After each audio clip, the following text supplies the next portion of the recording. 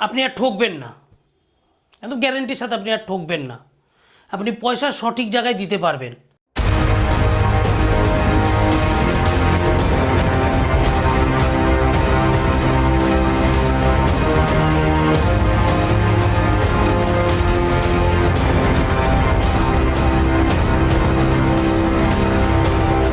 নমস্কার, আমি তন্ময় আচার্য বলছি। এর আগে আমি একটা ভিডিও দিয়েছিলাম যে আপনারা বারবার ঠকেছেন বশীকরণ করার জন্য বা যে কোনো সাংসারিক কাজের জন্য বারবার ওই টাকা দিচ্ছেন, ফোন অফ করে দিচ্ছে, ব্ল্যাকলিস্ট করে দিচ্ছে, ফোন রিসিভ করছে না, এই ধরনের একটা বড় একটা চ্যাপ্টার আমি বলে দিয়েছি। তো আজকে যে চ্যাপ্টারটা দেবো, এই চ্যাপ্টারটা আপনি আর ঠকবেন না, একদম গ্যারেন্টির সাথে আপনি আর ঠকবেন না। আপনি পয়সা সঠিক জায়গায় দিতে পারবেন, অনেকটা চান্স আছে। তো আপনি কি করে বুঝবেন? আপনি হয়তো ভাবছেন যে ওখান থেকে যে আমি কি করে বুঝবো যে এই ম্যান বা এই তান্ত্রিক বা এই সাধু, ইনি যে যাকে দেখছি বা এনার যা অ্যাড বা ভিডিও যা দেখছি, ইনি বাস্তবে সত্য না মিথ্যে, তার প্রমাণ কোথায় পাবো? এর প্রমাণের বেশ কিছু জায়গা রয়েছে। তার মধ্যে একটা জায়গা আপনাকে আমি বলে দিই। আপনি যে পেজটা পাচ্ছেন, যদি এটা ফেসবুকে আপনি পেয়ে থাকেন বা ইউটিউবে পেয়ে থাকেন, আপনি সেই পেজে আগে ক্লিক করুন। সেই পেজে ক্লিক করে তার প্রোফাইলে ঢুকুন। প্রোফাইলে ঢোকার পর দেখুন তার মানে চলাফেরা কীরকম। চলাফেরা অর্থাৎ সে কি কাজকর্ম করে, সে আদতেও কোনো কাজকর্ম করে কি না, না দু তিনটে পোস্টের নিজের ছবি দিয়ে রেখেছে, দিয়ে বাকি প্রচার চালিয়ে যাচ্ছে। তো এই ধরনের বহু ফেক আইডি আছে যারা দু তিনটে ছবি দিয়েছে আর কোনো কিছু নেই। দেখবেন এদেরকে আপনি যারা দেখবেন পয়সা দিয়েছেন, দেখবেন ওই মোবাইল হ্যালো সুইচ অফ, আর নয়তো ব্ল্যাকলিস্ট, আর নয়তো ফোন ধরছে না। তো আপনি দেখবেন এই পেজে গিয়ে দেখবেন সে প্রত্যেক অমাবস্যায় হোম করে কি না, সে পূজা অর্চনার মধ্যে থাকে কি না, তার কাজকর্ম বিধি বা তার গতিবিধি সমস্ত কিছু ওখানে থাকবে।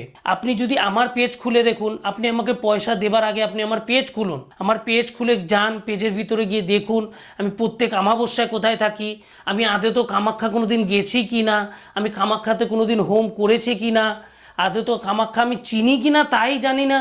এদিকে বলি আমি কামাখ্যায় আছি, এদিকে ভিডিও কল করলে দেখাতে পারবে না। ওরকমভাবে একদম মানে ঠগার কোনো জায়গায় থাকবে না।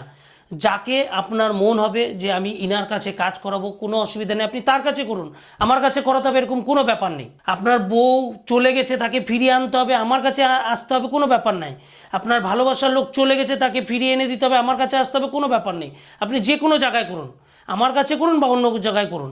আপনি করার আগে সেই পেজে ক্লিক করুন, ক্লিক করে তার পিছনেরগুলো দেখুন যে দুদিন আগে যে অমাবস্যা ছিল, বাস্তবে উনি কি তারাপীঠ শ্মশানে গিয়েছিলেন, উনি কি কোথাও হোম করেছেন শ্মশানে, না কোনো একটা মন্দিরের সামনে বসে হোম করে নিল তাহলে হবে? কোনো তান্ত্রিক কোনো মন্দিরে হোম করতে পারে না, একদম আপনাকে ধ্রুব সত্য কথা বললাম। তান্ত্রিকের জায়গা হচ্ছে শ্মশান। যদি সাধক বামাখ্যাপা যদি শ্মশানে হোম না করে যদি মন্দিরে হোম করতো, তাহলে আজকে সাধক বামাখ্যাপা হতো না। সে শ্মশানে বসে মাকে দর্শন পেয়েছে, সে সিদ্ধি লাভ করেছে। তাহলে আমি কোন কে যে আমি মন্দিরে গিয়ে হোম করব? আর তান্ত্রিকের মন্দির কোথায়? তান্ত্রিকের মন্দির হয়? তান্ত্রিক হবে শ্মশানবাসী। আমি শ্মশানে থাকবো, আমি ঘোরাফেরা চলাফেরা থাকা যা করবো, আমার কাজকর্ম হবে আমার শ্মশানে। তা না করে মানুষ দেখছি টাকা পাঠিয়ে বলছে দাদা পয়সা দিলাম, সুইচ অফ, ব্ল্যাকলিস্ট, এই ওই। ভুলেও করবেন না। যেটা বললাম মন দিয়ে দেখুন, শুনুন, আর এটা শেয়ার করুন বারবার করে। আপনি হয়তো ঠকেছেন, আরেকজন যাতে না ঠকে এই ভিডিওটা শেয়ার করুন, তাহলে দেখবেন কেউ ঠকবেন না।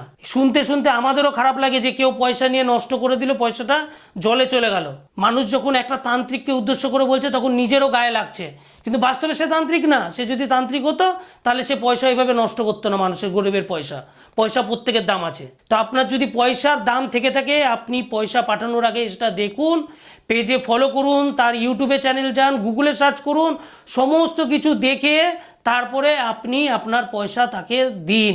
সে কত দিন ধরে এই কাজ করছে সেটা আগে জানুন, তার নাম্বার কত দিন ধরে চলছে সেটা জানুন, তারপরে কাজ করুন।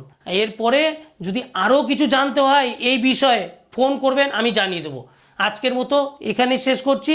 ভালো থাকুন, সুস্থ থাকুন, আর যদি কোনো বড় বিপদের দরকার হয় আমাকে স্মরণ করবেন, যোগাযোগ করবেন, উদ্ধার করে দেবার দায়িত্ব আমার।